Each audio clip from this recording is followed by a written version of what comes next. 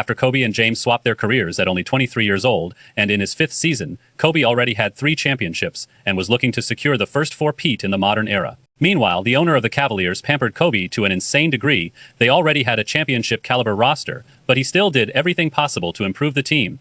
During the 08-09 off-season, because Kobe needed a reliable scoring partner in the backcourt, the owner traded for Williams, the second option from the Bucks, who averaged 17.2 points, 3.5 rebounds, and 6.3 assists. This trade pushed the total payroll of the Cavaliers to $85.26 million, ranking second in the league behind only the Knicks, while the salary cap at the time was only $58.68 million.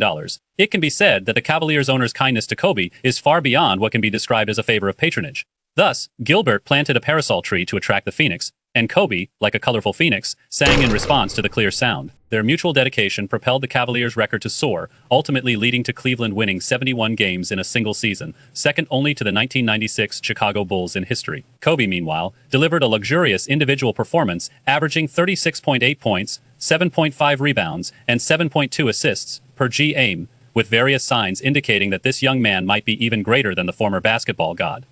Of course, the other protagonist of our story, James, is not to be outdone. Although his team's roster is far less formidable than the Cavaliers, it witnessed him accompanying the team through the lows and climbing up from the depths. This is the reward he earned after enduring hardships, and he can proudly claim that he has never taken any shortcuts. Since joining the Lakers, this might be the most well-rounded supporting cast he has ever had.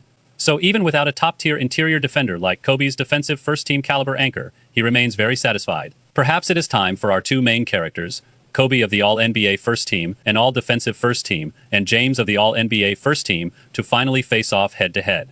After all, their teams are the 2 most popular in the league today. Just as everyone was eagerly anticipating this showdown, a guy with an innocent look wrapped his arms around James's waist and said sincerely and affectionately, "Good brother, I am sorry. This year, I want to defeat the Cavaliers for revenge. So for now, victory belongs to me. But believe me, the future is yours." Subsequently, the Cavaliers were unfortunately eliminated with a 1-4 result, which was very disappointing. After all, James had put on an astonishing performance, particularly in games 3 and 5, where he recorded dominant stats of 31 points, 20 rebounds, and 7 assists, and 24 points, 20 rebounds, and 9 assists, truly a glorious defeat. It can be said that after this round of playoffs, everyone understood how fragile the Lakers roster was. Apart from James, the rest simply could not handle tough games.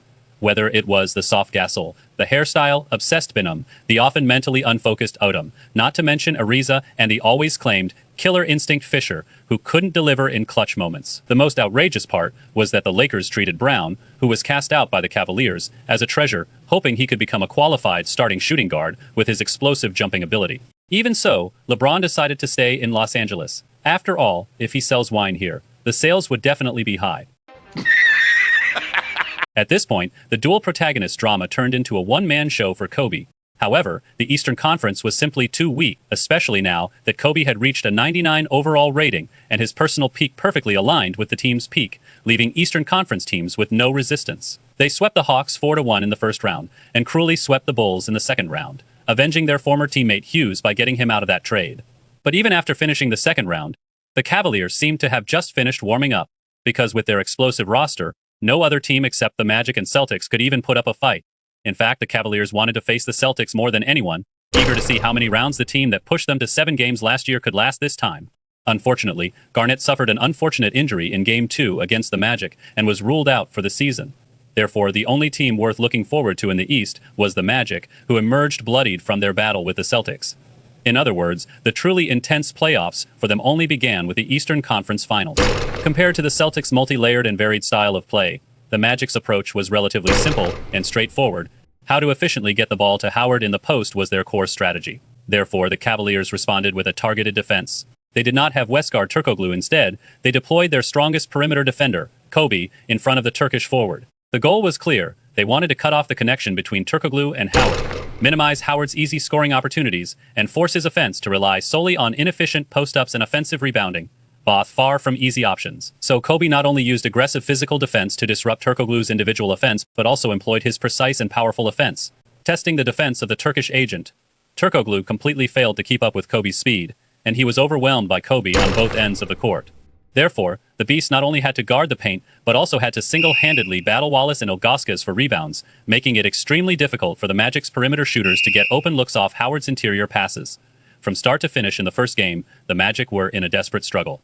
Kobe single-handedly disrupted both their offense and defense, rendering their usual offensive and defensive schemes nearly unusable. After all, they had neither a player capable of attacking off the dribble, nor the ability to lock down Kobe's mid-range jumpers and powerful drives to the rim.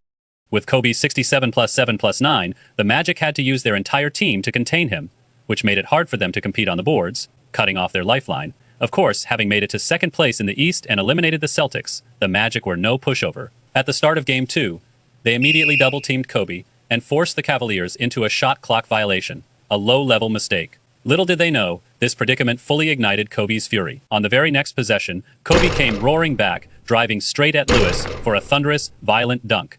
Howard tried to respond in kind, but the Cavaliers packed the paint, and his post-game couldn't break through Cleveland's interior in half-court sets. Meanwhile, the overworked Turkoglu was humiliated face-to-face by Kobe, proving that the Magic's vaunted forward duo was nothing special.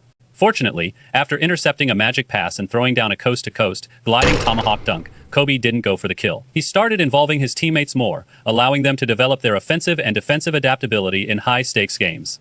This finally gave the Magic a chance to catch their breath. After regrouping, the Magic began to trade blows with the Cavaliers in half-court sets, which actually helped them regain their offensive rhythm. With just over a minute left in the game, they were still within striking distance. Could they pull off an upset against the Cavaliers? Let's wait and see.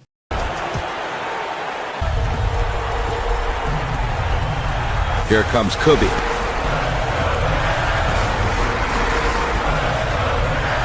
Kobe is fouled and he will get 2 free throws.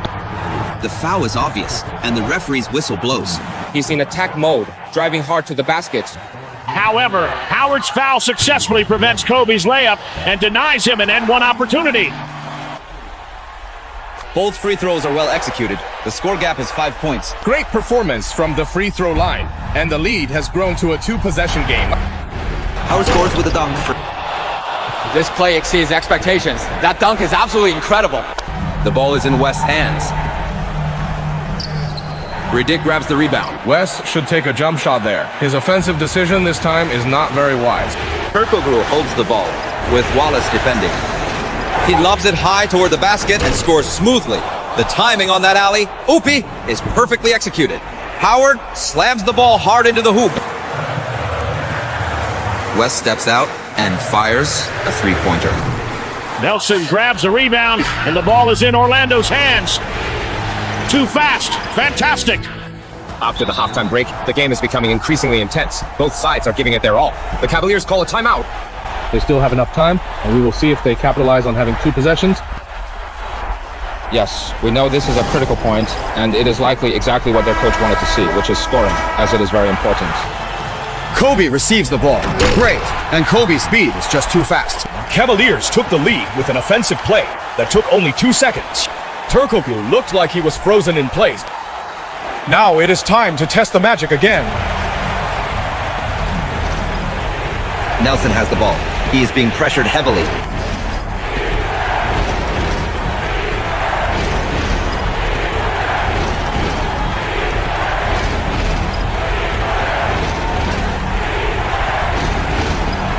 They have 6 seconds left.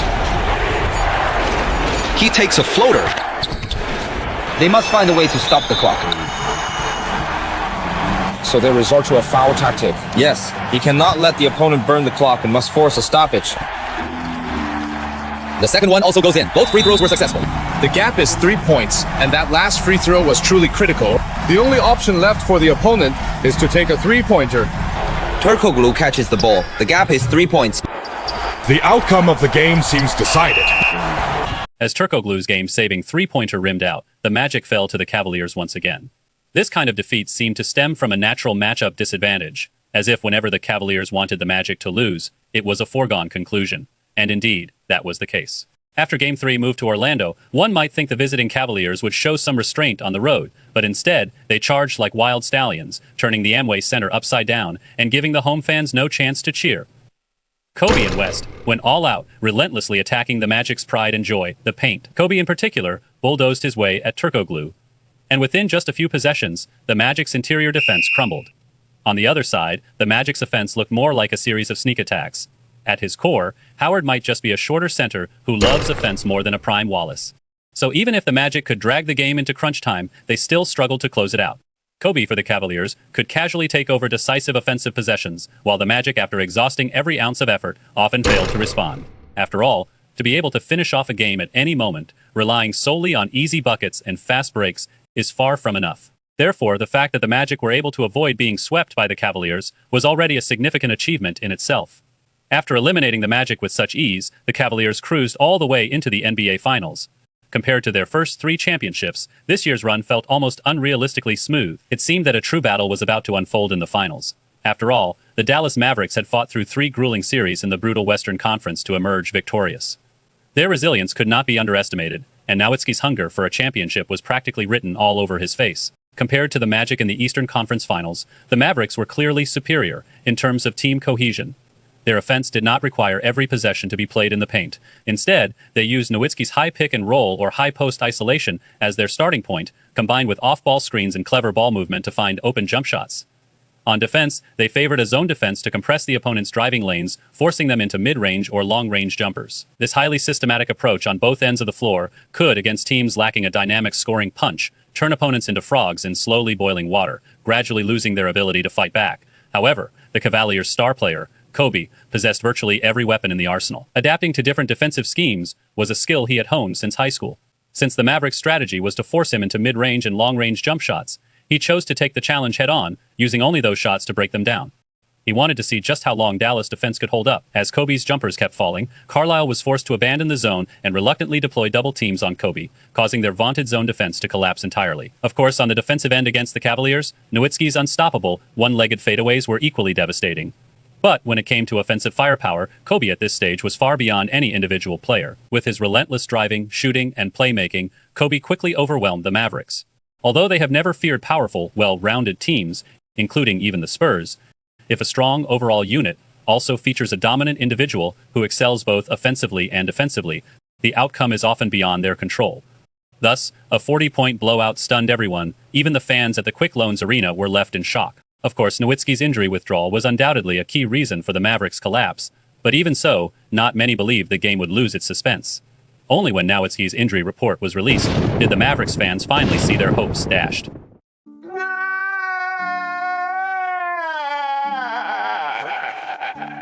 Unfortunately, injuries are also a part of the game. In Game 4, Veridotto suffered a right knee ligament strain, and in Game 6, Wallace had a left knee hyperextension. The brutality of the series far exceeded people's expectations. So while Dallas fans were heartbroken, Cleveland fans were equally pained for their Warriors. As the saying goes, a single general's success is built on the bones of 10,000 men. Kobe naturally understood the difficulty and hardship of winning 4 consecutive championships. Therefore, when delivering his championship speech, every word he spoke expressed gratitude for the team's collective effort. He kept emphasizing the strength of the team as a whole rather than his own individual performance. Moreover, he showed great appreciation by thanking Gilbert, because it was this good boss, who had shown him great favor and understanding, who built such a dynasty team tailor-made for him. In response, Gilbert said, "Our championships will be not 1, not 2, not 3, not 4, not 5, not 6, not 7. So, can Kobe help Gilbert fulfill this promise? Guys, if you want to know what happens next, stay tuned for the next chapter.